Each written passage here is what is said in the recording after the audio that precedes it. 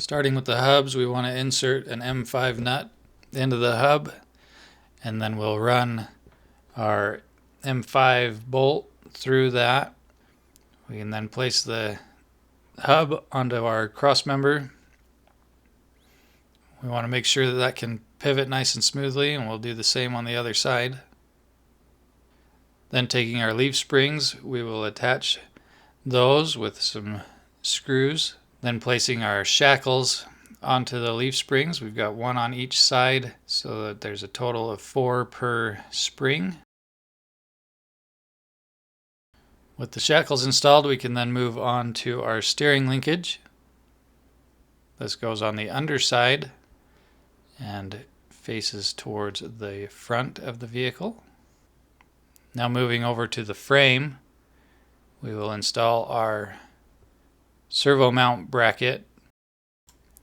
We then install the front servo mount. Depending on the cab you're using, there will be a specific piece that also helps to mount the cab. So make sure you grab the right piece, whether that's from the chassis folder or from the cab folder. I like to test our servo before installing it. Using a servo tester, we want to make sure that the servo is centered. We'll put a screw into the servo horn so that the screw points away from the servo, and then we put that horn onto the servo as close to center as we can, and then we'll have to use the trim and our radio to center it perfectly. That can then be installed into the frame. If your servo has these little lips, you will need to cut them off so that it can sit flat.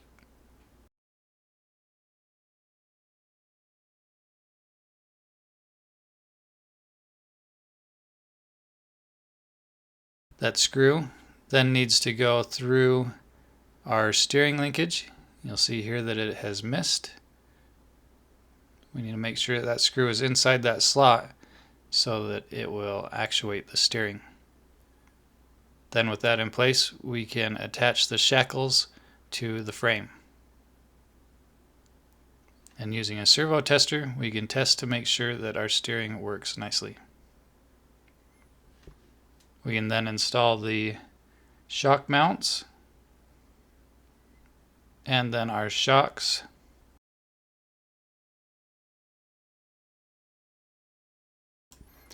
You can use the supplied hardware that comes with your shocks, or if you prefer, there are spacers for the shocks. We can use those by popping out the piece in the shock, and then the spacer goes inside that shock.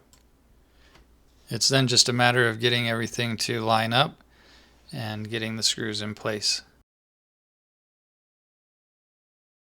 Then with everything installed, you now have a completed steering module.